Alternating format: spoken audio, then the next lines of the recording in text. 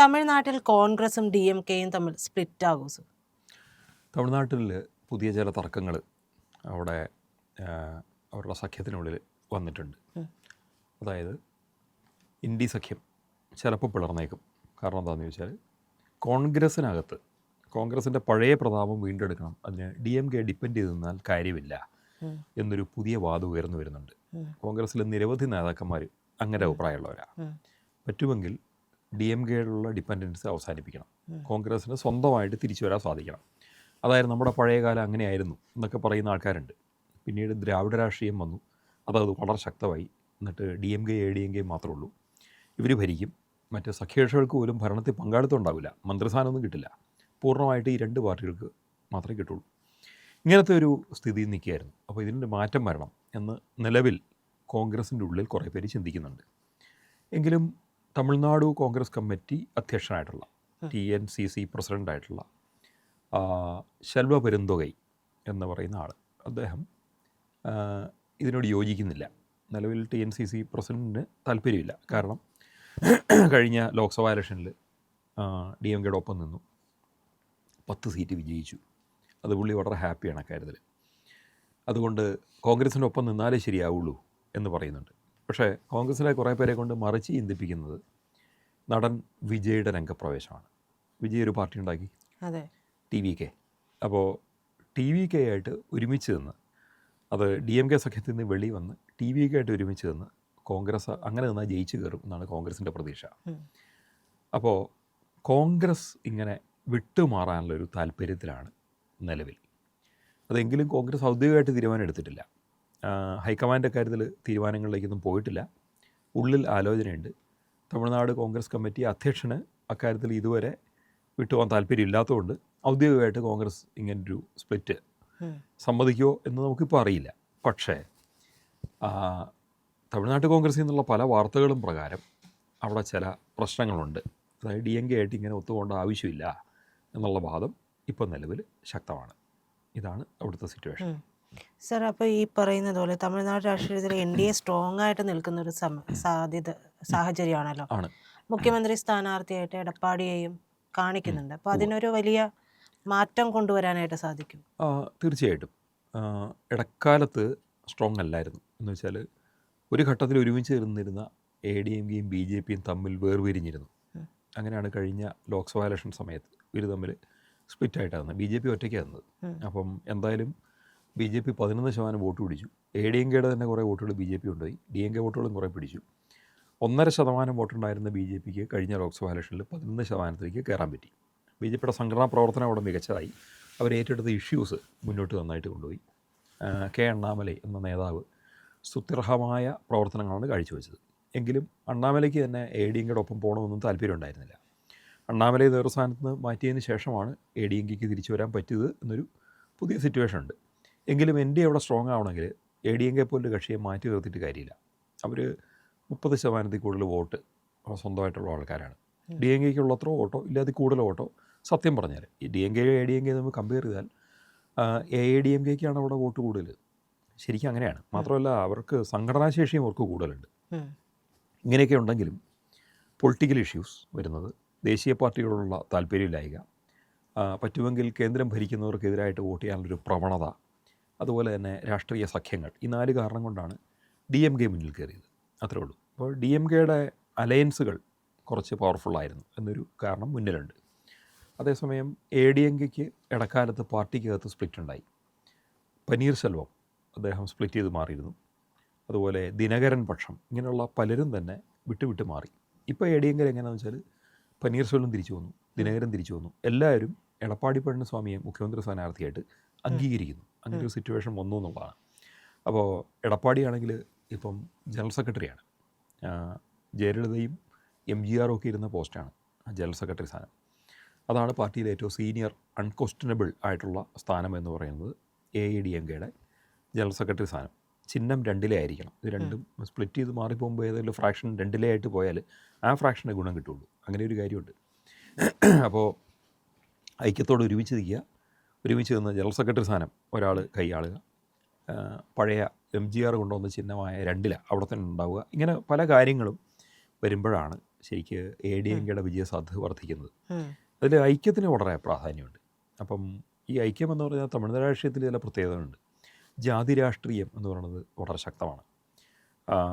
പട്ടാളി മക്കൾ കച്ചി എന്നൊരു കക്ഷിയുണ്ട്, PMK, രാമദാസ്, അൻപുമണി രാമദാസ് തുടങ്ങിയിട്ടുള്ള ആൾക്കാരുടെ. അത് 1 ഇയർ സമുദായമാണ് അതിൽ കൂടുതൽ. അതുപോലെ തന്നെ അതൊരു നിർണായക ഇതായിട്ട് അത് നിർണായകമാണ്. എങ്കിൽ പോലും അവർ രണ്ടായിട്ട് സ്പ്ലിറ്റായിട്ട് നിൽക്കുന്നത്. രാമദാസും മകൻ അൻപുമണി രാമദാസും സ്പ്ലിറ്റായിട്ട് 2 പാർട്ടായിട്ട് നിൽക്കുന്നു. പാർട്ടിയുടെ പഴയ സീനിയർ ലീഡേഴ്സ്, പ്രധാനപ്പെട്ട ഇൻഫ്ലുവൻഷ്യൽ ലീഡേഴ്സ് തുടങ്ങിയവരെല്ലാം തന്നെ കാർന്നവരുടെ കൂടെയാണ്, രാമദാസിൻ്റെ ഒപ്പമാണ്. പാർട്ടിയുടെ ജൂനിയർ ലീഡേഴ്സും അത്രയും സ്വാധീനം ഇല്ലാത്ത ഒത്തിരി പേരും അവർ അൻപുമണി രാമദാസിൻ്റെ ഒപ്പമാണ്. അൻപുമണി രാമദാസിൻ്റെ PMK എന്ന് പറയുന്നത് ഇപ്പോൾ NDAയുടെ പക്ഷത്താണ്, BJPയുടെ ഒപ്പം നിൽക്കുന്നു. അപ്പോൾ അവർ ആ 1 ഇയർ സമുദായമാണ്. അവർ അഗ്നികുല ക്ഷത്രിയർ എന്നൊക്കെ വിശേഷിക്കുന്ന ഒരു 1 ഇയർ സമുദായം. ഇവർ തമിഴ്നാടിൻ്റെ വടക്കൻ ഭാഗങ്ങളുടെ ഒരു നിർണായക ശക്തിയാണ്. 5% വോട്ട് എന്തായാലും അവരുടെ കയ്യിലുണ്ട്. പിന്നെ ADMKയ്ക്ക് അകത്താണെങ്കിൽ കൊങ്കുനാട്ട് വെള്ളാളർ, ഗൗണ്ടർമാർ എന്നൊക്കെ പറയുന്നൊരു സമൂഹം. അവർ കൊങ്കുനാട്, മഴനാട് തുടങ്ങിയിട്ടുള്ള തമിഴ്നാടിൻ്റെ ഏരിയ, സേലം, കോയമ്പത്തൂർ തുടങ്ങിയിട്ടുള്ള പ്രദേശങ്ങളിൻ്റെ ചുറ്റും വലിയൊരു ഏരിയ അവരുടെ സ്വാധീനത്തിലാണ്. തെക്കൻ തമിഴ്നാട്ടിലേക്കും. കാരണം തെക്കൻ തമിഴ്നാട്ടിൽ മറവർ എന്ന് പറയുന്ന സമുദായമുണ്ട്. അവരും ഈ ADMKയുടെ ഒരു ശക്തി തന്നെയാണ്. അതിൽ കൊങ്കുനാട്ട് വെള്ളാളർ എന്ന് പറയുന്ന ഗ്രൂപ്പിനെയാണ് പൊതുവിൽ ഇപ്പോഴത്തെ മുഖ്യമന്ത്രി സ്ഥാനാർത്ഥിയും മുൻ തമിഴ്നാട് മുഖ്യമന്ത്രിയായിട്ടുള്ള എടപ്പാടി പഴനിസ്വാമി പ്രതിനിധാനം ചെയ്യുന്നത്. അദ്ദേഹം ആ സമുദായത്തിൽപ്പെട്ട ആളാണ്. മറവർ സമുദായത്തിൽപ്പെട്ട അവരുടെ ഒരു നേതാവ് എന്ന് പറയാവുന്നത് പനീർ സെൽവമാണ്. അപ്പോൾ ഈ രണ്ട് കാസ്റ്റ് ഐക്യത്തോടുകൂടി ഒരുമിച്ച് നിൽക്കുമ്പോഴാണ് തമിഴ്നാട്ടിൽ ADMKയ്ക്ക് കൂടുതൽ വിജയസാധ്യതയുള്ളത്. തമിഴ്നാട് രാഷ്ട്രീയം അടിസ്ഥാനപരമായിട്ട് കാസ്റ്റ് പൊളിറ്റിക്സാണ്. പിന്നെ ഇൻഫ്ലുവൻഷ്യൽ അല്ലാത്ത കാസ്റ്റുകൾ, അല്ലെങ്കിൽ തമിഴ്നാട്ടിന് വെളിയിൽ നിന്നുള്ള ആൾക്കാർ ഒക്കെ വന്നാൽ ഈ കാസ്റ്റ് വിഷയമല്ല. ചെറിയ എക്സാമ്പിൾ പറഞ്ഞാൽ MGR ഒരു മലയാളി ആണ്. മലയാളി, അദ്ദേഹം നായർ സമുദായത്തിൻ്റെ ബേസിൽ നിന്ന ആളാണ്. അദ്ദേഹം കുറേ നാൾ ശ്രീലങ്കയിലായിരുന്നു. ശ്രീലങ്കയിൽ നിന്ന് കുടിയേറിയ ഒരു കുടുംബം എന്നും കൂടെ അറിയപ്പെടുന്നുണ്ട്. എന്തായാലും തമിഴ്നാട്ടിൽ പാലക്കാട്ട് അദ്ദേഹത്തിൻ്റെ വേരുകളുണ്ട്. അദ്ദേഹത്തിൻ്റെ ഭാര്യയായിരുന്ന ജാനകി വൈക്കംകാരിയാണ്. ഒരു മലയാളി അവിടെ ചെല്ലുമ്പോൾ അവിടെ കാസ്റ്റ് അവർ ചോദിക്കുന്നില്ല, അവർ കാസ്റ്റ് പ്രധാനമല്ല. മാത്രമല്ല ജയലളിതയാണെങ്കിൽ ഒരു അയ്യറാണ്, തമിഴ് ബ്രാഹ്മണ. അവർ ഇൻഫ്ലുവൻഷ്യൽ കാസ്റ്റ് അല്ല, 1% പോലും വോട്ട് അവരുടെ കയ്യിലുണ്ടാവില്ല. അതുകൊണ്ട് തന്നെ അതും ആരും ഒരു കാസ്റ്റ് ഒരു ഭീഷണിയായിട്ട് കാണുന്നില്ല. അതുകൊണ്ടാണ് ജയലളിതയെ അവർക്ക് അംഗീകരിക്കാൻ പറ്റിയത്. മാത്രമല്ല ജയലളിത അവരുടെ എപ്പോഴും സ്വന്തം സംഭാഷണങ്ങളിൽ സ്വയം അവതരിപ്പിക്കുന്നതിൽ ഞാനൊരു തമിഴച്ചി, ഇതാണ് എപ്പോഴും കൊടുത്തിരുന്ന പിക്ചർ. ഞാനൊരു തമിഴ് സ്ത്രീയാണ്, തമിഴിനാണ് പ്രാധാന്യം. എൻ്റെ കാസ്റ്റ് ഇന്നതാണെന്നോ ഞാനൊരു ബ്രാഹ്മണ സ്ത്രീയാണെന്നോ ഇതിനൊന്നും അല്ല ഒരു പ്രാധാന്യം കൊടുത്തത്. ഞാനൊരു തമിഴച്ചി.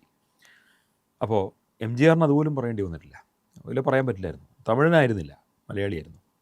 പക്ഷേ MGRനെ ജനങ്ങൾ ഹൃദയത്തിലേറ്റി. കാരണം ഏഴൈ തോഴൻ എന്നാണ് അറിയപ്പെട്ടുകൊണ്ടിരുന്നത്. ഇവരൊക്കെ ഉണ്ടാക്കിയിട്ട ഒരു വലിയ വോട്ട് ബേസ് അവിടെ ADMKയ്ക്കുണ്ട്. അത് ഇന്നും വളരെ ലൈവാണ്, വളരെ ശക്തമാണ്.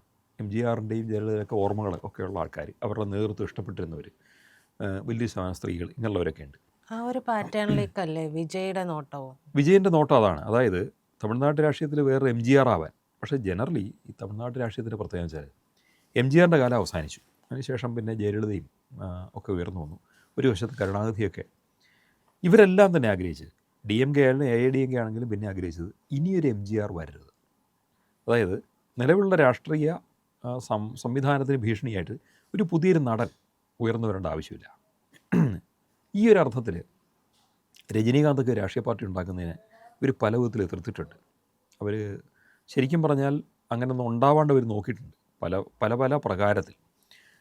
ഒരു രാഷ്ട്രീയ പാർട്ടിയൊക്കെ രൂപീകരിക്കുന്നൊക്കെ രജനീകാന്ത് പലപ്പോഴും സൂചനകൾ കൊടുക്കുമെങ്കിലും നെവർ ഹി കുഡ്, അദ്ദേഹത്തിന് പറ്റിയിട്ടില്ല, പറ്റാൻ പലരും സമ്മതിക്കില്ലായിരുന്നു. ആ ഒരു ബ്ലോക്കിനെ അതിജീവിച്ചാണ് ഈ TVK എന്നൊരു പാർട്ടിയായിട്ട് വിജയ് ഇപ്പോൾ കടന്നു വന്നിരിക്കുന്നത്.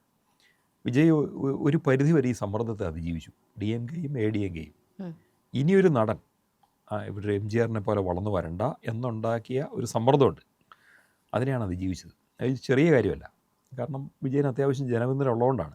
പക്ഷേ ഈ ആക്ടർ എന്ന നിലയിൽ അദ്ദേഹത്തിനോടുള്ള ആരാധന എന്ന് പറയുന്നത് വോട്ട് ബാങ്ക് ആയിട്ട് മാറുമോ എന്നുള്ളൊരു കാര്യം കൂടിയാണ്. തമിഴ്നാട്ടിൽ മാറിയിട്ടുണ്ട് എന്നുള്ളതാണ് തമിഴ്നാട്ടിൻ്റെ ഒരു പ്രത്യേകത. MGR അതാണ് കാണിച്ചു തന്നേക്കുന്നത്. രജനീകാന്ത് ഇപ്പോഴല്ല, ഒരു 15 വർഷം മുമ്പെങ്കിലും രാഷ്ട്രീയ പാർട്ടി രൂപീകരിച്ചിരുന്നുവെങ്കിൽ ഒരു പക്ഷേ ഇതുപോലെ ആയനെ. പക്ഷേ അദ്ദേഹം വൈകിപ്പോയി. രൂപീകരിക്കാനുള്ള തീരുമാനം പ്രഖ്യാപിച്ചത് പോലും വളരെ വളരെ വളരെ വൈകിയാണ്. അപ്പോൾ അതുകൊണ്ട് തന്നെ അത് നടന്നില്ല. അദ്ദേഹത്തിൻ്റെ പ്രായവും വളരെ വർദ്ധിച്ചു. മാത്രമല്ല പുതിയ നടന്മാർ ഉയർന്നു വന്നു. അങ്ങനെ പുതിയ നടന്മാർ ഉയർന്നു വന്നതിൽ ഒരു രാഷ്ട്രീയ പാർട്ടി രൂപീകരിക്കാൻ യഥാർത്ഥത്തിൽ കെൽപ്പുള്ളത് 2 പേർക്കായിരുന്നു. ഒന്ന് തല എന്നറിയപ്പെടുന്ന അജിത്ത്. അജിത്തിന് അസാധ്യമായ ഒരു ഫാൻ ബേസ് ഉണ്ട്. ചെറുപ്പക്കാർ വളരെയധികം അദ്ദേഹത്തെ ഇഷ്ടപ്പെടുന്നു. അതുപോലെ ഒരാളാണ് വിജയ്. വിജയ് വളരെ മനഃപൂർവ്വം ഓരോ സാമൂഹിക സേവന പ്രവർത്തനങ്ങളിൽ, രാഷ്ട്രീയ പ്രവർത്തനങ്ങൾക്ക് ഇടപെട്ട് മുന്നേ തന്നെ സൂചന കൊടുത്തു, ഞാൻ രാഷ്ട്രീയത്തിലേക്കുണ്ട്. പല പല സൂചനകളും കൊടുത്ത് അദ്ദേഹം അതിനുള്ള സംഘടനാ പ്രവർത്തനത്തിലുള്ള വഴികളൊക്കെ സെറ്റ് ചെയ്ത് പണമൊക്കെ റെഡിയാക്കി അതിൽ ഉറപ്പാക്കി എനിക്ക് കയറി വരാൻ പറ്റും എന്നുള്ളത്. അപ്പോൾ തമിഴ്നാട്ടിൽ പ്രത്യേകത എന്താ വെച്ചാൽ, തമിഴ്നാട്ട് രാഷ്ട്രീയത്തിലൊരു ഗ്യാപ്പുണ്ട്. ഒന്ന്, MGRും ജയലളിതയും നിറഞ്ഞു നിന്നിരുന്നു. അവരുടെ അതേ പാറ്റേണിൽ വളർന്നു വരാൻ എടപ്പാടിക്ക് അത്ര പറ്റില്ല. സത്യത്തിൽ എടപ്പാടി പഴനിസ്വാമി വളരെ കഴിവുള്ള ആളാണ്, നല്ലൊരു ഓർഗനൈസറാണ്. ആ പാർട്ടിയിലെ മികച്ച ഓർഗനൈസിങ് കപ്പാസിറ്റിയുള്ള ലീഡേഴ്സിലാണ്, അഡ്മിനിസ്ട്രേറ്ററുമാണ്. ഇതെല്ലാം ഏറ്റവും കഴിവുള്ള ആളാണ്. പക്ഷേ എങ്കിൽ പോലും ഒരു സ്റ്റാർഡം ഇല്ല അദ്ദേഹത്തിന്, അതിൻ്റെ ആ ഒരു കുറവുണ്ട്. അപ്പോൾ കഴിഞ്ഞ ഇലക്ഷൻ അദ്ദേഹം വിജയിച്ചിരുന്നുവെങ്കിൽ ജയലളിതയുടെ MGRൻ്റെയൊക്കെ ഉള്ളൊരു സ്റ്റാർഡം നിലനിന്ന് പോയാൽ അതിൻ്റെ പിൻഗാമി അദ്ദേഹമായിരുന്നു, യഥാർത്ഥ പിൻഗാമി എന്ന് പറഞ്ഞാൽ. അതിന് പകരം DMK വിജയിച്ചു. DMKയുടെ വിജയം തടുക്കാനുള്ള രാഷ്ട്രീയ തന്ത്രങ്ങൾ സത്യത്തിൽ എടപ്പാടി പ്രയോഗിച്ചില്ല എന്നുള്ളതാണ് അതിന് കാരണം. അദ്ദേഹത്തിന് വിജയിക്കാമായിരുന്നു, പക്ഷേ പല അവസരങ്ങളും കൊണ്ട് നശിപ്പിച്ച് രാഷ്ട്രീയത്തിൽ ഉപയോഗിക്കേണ്ടുന്ന നിർണായക അവസരങ്ങളെ അദ്ദേഹം പാഴാക്കി കളഞ്ഞുകൊണ്ടാണ് അദ്ദേഹത്തിന് പരാജയം ഉണ്ടായത്.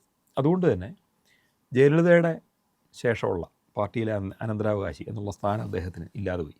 ഗ്രൂപ്പ് വഴക്കുകളുടെ ഇരയായി, പാർട്ടി പിളർന്നു, പ്രശ്നങ്ങളായി. ഇങ്ങനെയുള്ള പല പല സംഭവങ്ങളുണ്ടായപ്പോൾ ഇനി അദ്ദേഹത്തിന് സ്വയം തെളിയിക്കണം ഒരു വിജയത്തിലൂടെ, എങ്കിൽ മാത്രമേ പറ്റുള്ളൂ. മറുവശത്ത് കരുണാനിധി കഴിഞ്ഞു. കരുണാനിധിയോടുള്ള താല്പര്യമൊന്നും ജനങ്ങൾക്ക് സ്റ്റാലിനോടില്ല. അദ്ദേഹത്തിൻ്റെ മകനോട് അത്ര പോലുമില്ല. എങ്കിലും രാഷ്ട്രീയ സാഹചര്യങ്ങളും രാഷ്ട്രീയ കൂട്ടുകെട്ടുകളും അതിൻ്റെ ബലത്തിലാണ് DMK വിജയിച്ചേക്കുന്നത്. അപ്പോൾ പല പല സാഹചര്യങ്ങളുണ്ട്. ആ വിജയം ഒരിക്കൽ കൂടി ഉണ്ടാകും ഇല്ല, അങ്ങനെ പറയാൻ പറ്റില്ല. കാരണം തമിഴ്നാട്ടിലിപ്പോൾ DMKയുടെ ഭരണത്തിനെതിരായിട്ടൊരു ജനവികാരം നിലനിൽക്കുന്നുണ്ട്. അത് വളരെ വ്യാപകമാണ്. തിരുപ്പുറംകുണ്ട്രം വിഷയമൊക്കെ ജനങ്ങളിലേക്ക് കാര്യമായിട്ട് എത്തിക്കഴിഞ്ഞു. കോടതി പറഞ്ഞിട്ടും എന്താണ് അനുവദിക്കാത്തത്? ആ ചോദ്യം അത് കാരണം തമിഴ്നാട്ടിൽ വലിയൊരു ശതമാനം ആൾക്കാർ മുരുക ഭക്തരാണല്ലോ. അവരുടെ മനസ്സിൽ മുറിവേൽപ്പിച്ചിട്ടുണ്ട്. ഈ സാഹചര്യം മുന്നിരിക്കുന്നു. എങ്കിൽ പോലും വോട്ട് ബാങ്ക് പൊളിറ്റിക്സ് അവിടെയുണ്ട്. ന്യൂനപക്ഷ വോട്ടുകൾ നിലവിൽ പൂർണ്ണമായിട്ടും DMKയ്ക്കൊപ്പമാണ്. അതെങ്ങനെയെന്ന് ചോദിച്ചാൽ 2 വിഭാഗം, ക്രിസ്ത്യൻസ് ആൻഡ് മുസ്ലിംസ്. അവർ നിലവിൽ ADMKയുടെ ഒപ്പമല്ല, അവർ BJP ADMK ഒരുമിച്ചിരിക്കുന്നതുകൊണ്ട് ഇവർ DMKയുടെ ഒപ്പമാണ്. ഇങ്ങനത്തെ ഒരു പ്രത്യേക സാഹചര്യമുണ്ട്. എന്നാൽ TVK രംഗപ്രവേശം ചെയ്തു കഴിഞ്ഞു, അതായത് വിജയിൻ്റെ പാർട്ടി. പിന്നെ DMKയുടെ ഒപ്പമുള്ള ഒരു പവർ എന്ന് പറയുന്നത് ഒന്ന് ഇത് തന്നെയാണ്. ഒരു തിരുമാളവകൻ എന്ന് പറയുന്ന ഒരാളുടെ VCK എന്നൊരു പാർട്ടിയുണ്ട്, വിടുതലൈ സിരട്ടൈകൾ കച്ചി എന്ന് പറയും. ഇത് ഒരു ദളിത് സമൂഹത്തിൽ പ്രതിനിധാനം ചെയ്യുന്ന ഒരു പാർട്ടിയാണ്. അവരൊരു ഏതാണ്ട് 3% അവർക്ക് വോട്ടുണ്ടാവുള്ളൂ. എങ്കിൽ പോലും നിർണായകമായ പല സ്ഥലത്തും അവരുടെ വോട്ട് വേണം. വിജയം ഉറപ്പാക്കും DMKയ്ക്ക് പല സ്ഥലങ്ങളിലും. കാരണം DMKയ്ക്ക് വിജയസാധ്യതയുള്ള സ്ഥലങ്ങളിൽ അവർക്ക് ശക്തിയുണ്ട്. അപ്പോൾ ഇതൊരു പ്രത്യേക സാഹചര്യം ഉള്ളതുകൊണ്ട് ആ കൂട്ടുകെട്ട്, വോട്ടിൻ്റെ പെർസെൻറ്റേജ് നോക്കുകയാണെങ്കിൽ ആ കൂട്ടുകെട്ട് സ്ട്രോങ് ആണ്. DMKയുടെ വോട്ട് ബേസ് ഇപ്പോഴത്തെ ഒരു ആൻറ്റി ഇൻകംബൻസിയിൽ കുറഞ്ഞിരിക്കാൻ സാധ്യതയുണ്ട്, അതൊന്ന്. എങ്കിലും 2 രാഷ്ട്രീയ സാഹചര്യങ്ങൾ വരാൻ പോകുന്നത് എന്താണെന്നും കൂടെ അനലൈസ് ചെയ്താൽ ഒരു പിക്ചർ പിടിയിട്ടു. DMKയുടെ സാധ്യതകൾ കുറയ്ക്കാൻ പോകുന്ന ഒന്ന്, രാമദാസ് എന്ന് പറയുന്ന PMK നേതാവും അദ്ദേഹത്തിൻ്റെ പാർട്ടിയും DMKയുടെ ഒപ്പം പോകുകയില്ലേ, ഒപ്പം കൂട്ടാൻ DMK ശ്രമിക്കുന്നുണ്ട്. അദ്ദേഹം അങ്ങനെ ഒപ്പം പോകാൻ തീരുമാനമെടുത്താൽ തിരുമാവളകൻ്റെ VCK എന്നുള്ള പാർട്ടി വെളിയിൽ പോകും. അങ്ങനെ പോയാൽ അത് DMKയുടെ പവറിനെ ശരിക്കും എഫക്റ്റ് ചെയ്യും. അവർക്ക് ജയസാധ്യതയുള്ള പല സ്ഥലങ്ങളിലും ഒരു തോറ്റുപോകും. കാരണം BJPയും PMKയും ഉള്ളിടത്ത് ഞങ്ങൾ നിൽക്കില്ല എന്നാണ് തിരുമാവളകൻ്റെ തീരുമാനവും പ്രസ്താവനയും. VCK അവിടെ നിൽക്കില്ല. ഇത് പല ജാതീയ സംഘർഷങ്ങളും തമിഴ്നാട്ടിലുണ്ട്. അതിൻ്റെ ഭാഗമായിട്ട് അവർ വെളിയിൽ പോകും. ആ വോട്ട് കുറയുന്നത് DMK എഫക്റ്റ് ചെയ്യും. ഇതൊന്ന്. രണ്ടാമത്തത്, ഈ കോൺഗ്രസ് സ്പ്ലിറ്റ് ചെയ്യാനുള്ള സാധ്യത. അവർ വിജയനെ കണ്ടിട്ടാണ് അവരിറങ്ങാൻ നോക്കുന്നത്. അതുകൊണ്ട് തന്നെ വിജയമായിട്ടൊരു ചർച്ച നടത്തുന്നുണ്ട്.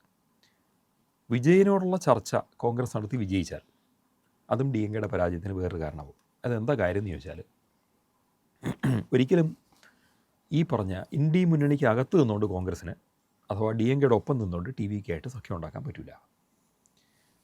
TVK ഒരിക്കലും DMK ആയിട്ട് സഖ്യത്തിന് തയ്യാറില്ല. വിജയൻ്റെ പാർട്ടിക്ക് അത് താല്പര്യമില്ല. അവർ വേണേൽ ADMK ആയിട്ട് കൂടും, BJP ആയിട്ട് കൂടും, കോൺഗ്രസ്സുമായിട്ട് കൂടും, പക്ഷേ DMK ആയിട്ട് കൂടില്ല. DMK പൂർണ്ണമായിട്ട് അവർ എതിരാണ്. DMK ആയിട്ട് അവർ കൂടാത്തതുകൊണ്ട് തന്നെ കോൺഗ്രസ്സിന് TVKയുടെ കൂടെ കൂടണമെങ്കിൽ, വിജയൻ്റെ കൂടെ കൂടണമെങ്കിൽ ഈ പാർട്ടി ഇന്ത്യ മുന്നണിയിൽ നിന്ന് വെളിയിലാണ്. അതായത് തമിഴ്നാട്ടിലെ ഇന്ത്യ മുന്നണി, കോൺഗ്രസ്സാണ് ഇന്ത്യ മുന്നണിയുടെ യഥാർത്ഥ തലവനെങ്കിലും ആദ്യം ഇന്ന് വെളിയിൽ വന്നാൽ മാത്രമേ പറ്റുള്ളൂ. DMK ആയിട്ടുള്ള സഖ്യം ഉപേക്ഷിച്ച് മാത്രമേ പറ്റുള്ളൂ. അങ്ങനെ സഖ്യം ഉപേക്ഷിച്ച് കോൺഗ്രസ് വെളിയിൽ വന്നാൽ ചരിത്രത്തിൽ ആദ്യമായിട്ടൊരു ട്രയാങ്കുലർ മത്സരമായിരിക്കും നടക്കാൻ പോകുന്നത്. ത്രികോണ മത്സരം, അതിശക്തമായ ത്രികോണ മത്സരം നടക്കും. കാരണം TVKയ്ക്ക് മോശമല്ലാത്തൊരു വോട്ട് ബേസ് ഉണ്ട്. കോൺഗ്രസ്സിന് അതിൻ്റെ പഴയ വോട്ട് ബേസ് പലയിടത്തും കിടപ്പുണ്ട്. ഒരു വിജയം ഉണ്ടാക്കുക അവർക്ക് പറ്റില്ല, പക്ഷെ അവർക്ക് ധാരാളം വോട്ടേഴ്സ് ഉണ്ട്. ഇത് രണ്ടും ഒരുമിച്ച് ഒരു വശത്ത് വരുന്നു. പിന്നെ ഒരു വശത്ത് DMK.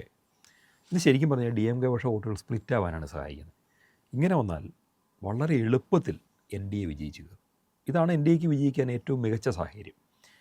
അപ്പോൾ 3 ഘടകങ്ങൾ കൊണ്ട് NDAക്ക് വിജയം ഉണ്ടാവും. 1 ആൻറ്റി ഇൻകംബൻസി, അതിൽ തിരുപ്പുറംകുன்றம் വിഷയം ഉൾപ്പെടെ അവിടെ വരാം. 2 രാമദാസിൻ്റെ PMK DMKയുടെ ഒപ്പം കൂടാൻ നിശ്ചയിക്കുകയാണെങ്കിൽ DMKയിൽ നിന്ന് വെളിയിൽ പോകുന്ന വോട്ടുകൾ DMKയുടെ പരാജയത്തിന് വഴിവെക്കും. 3-മത്തത് TVK കോൺഗ്രസിൻ്റെ റിക്വസ്റ്റ് കേൾക്കുകയും അവരൊരുമിച്ച് വയ്ക്കാൻ തീരുമാനിക്കുകയും ചെയ്താൽ ഉറപ്പായിട്ടും വെളി വരേണ്ടി വരും. അങ്ങനെ വന്നാലും DMKയ്ക്ക് പരാജയം ഉണ്ടാകും. നിലവിലെ രാഷ്ട്രീയ സാഹചര്യത്തിൽ കയ്യിൽ ഓരോരുത്തരുടെ ഒപ്പമുള്ള പാർട്ടികളുടെ വോട്ട് പെർസെൻറ്റ് മാത്രം നോക്കുകയാണെങ്കിൽ DMKയ്ക്ക് സാധ്യത അല്പം മുന്നിലാണ്, ഇല്ലയെന്നല്ല. ആൻറ്റി ഇൻകംബൻസി ഞാനിതൊന്ന് കൂട്ടുന്നില്ല. ആൻറ്റി ഇൻകംബൻസി ഫാക്ടർ എടുത്താൽ തന്നെ അവർക്ക് ദോഷമുണ്ട്. 4-മതൊരു കാര്യം കൂടെ ആഡ് ചെയ്യാം. SIRൽ 97 ലക്ഷം വോട്ടുകളാണ് തമിഴ്നാട്ടിൽ കട്ടായിരിക്കുന്നത്. അനേകം വ്യാജ വോട്ടുകൾ, മരിച്ചുപോയവരുടെ വോട്ടുകൾ, സ്ഥലം മാറിപ്പോയവരുടെ ഇരട്ട വോട്ടുകൾ തുടങ്ങിയ എല്ലാം കട്ട് ചെയ്തപ്പം 97 ലക്ഷം. ഇത് ഏതാണ്ട് 20% വരും. ടോട്ടൽ വോട്ടിൻ്റെ 20% വരും, 5-1. ഇതൊരു വലിയ സംഖ്യയാണ്. ഇത് DMK തന്നെ എഫക്റ്റ് ചെയ്യുകയാണോ ചെയ്യുന്നത് നമുക്ക് പറയാൻ പറ്റില്ല. ADMK എഫക്റ്റ് ചെയ്യാം, ഇല്ലയെന്നല്ല. 2 വോട്ടിനും ധാരാളം കള്ളവോട്ടൊക്കെ പണ്ട് ചേർത്തിട്ടുണ്ടാവും. എങ്കിലും ഇത്രയും വോട്ടുകൾ നഷ്ടപ്പെട്ടു പോകുന്നത് DMKയെ ബാധിക്കും എന്നുള്ളതിൽ പല രാഷ്ട്രീയ നിരീക്ഷകരും അവരെ ബാധിക്കുമെന്നാണ് പറയുന്നത്. ഈ 4 സാഹചര്യങ്ങളാണ് DMKയുടെ പരാജയത്തിലേക്ക് വരാൻ സാധ്യതയായിട്ട് വിലയിരുത്താൻ പറ്റുക. പ്രിയപ്പെട്ട പ്രേക്ഷകരെ, എനിക്ക് നിങ്ങളുടെ സഹായം തുടർന്നും ആവശ്യമുണ്ട്. വലിയ സഹായമാണ്, വലിയ പിന്തുണയാണ് നമ്മുടെ പ്രേക്ഷകർ നൽകിക്കൊണ്ടിരിക്കുന്നത്. പക്ഷേ അതിൻ്റെ അളവൊന്ന് കൂട്ടുക എന്ന് പറഞ്ഞാൽ കൂടുതൽ ആളുകൾ നമ്മുടെ ചാനൽ കാണണം, കൂടുതൽ സബ്സ്ക്രിപ്ഷൻ വരണം. ഒന്നും ചെയ്യേണ്ട, നമ്മുടെ ചാനൽ കാണുമ്പോൾ അതിൽ IND എന്ന് പറയുന്ന ഇന്ത്യ ലൈവിൻ്റെ ലോഗോ ഇടതുവശത്ത് കാണാം. നിങ്ങൾ അതിലൊന്ന് വിരലമർത്തിയാൽ ചാനൽ ഓപ്പണായി വരും. സബ്സ്ക്രൈബ് എന്നുള്ള ഒരു ബാർ കാണും, അവിടെ ഒന്ന് വിരലമർത്തുക. പിന്നെ തൊട്ടുപുറത്ത് ഒരു ബെൽ ഐക്കണുണ്ട്, അതും കൂടി ഒന്ന് അമർത്തി ഇന്ത്യ ലൈവിനെ അതിൻ്റെ മുന്നോട്ടുള്ള യാത്രയിൽ സഹായിക്കണം എന്ന് ഞാൻ അഭ്യർത്ഥിക്കുന്നു. മറക്കരുത്, ചാനൽ സബ്സ്ക്രൈബ് ചെയ്യണം, ബെൽ ബട്ടണും അമർത്തണം.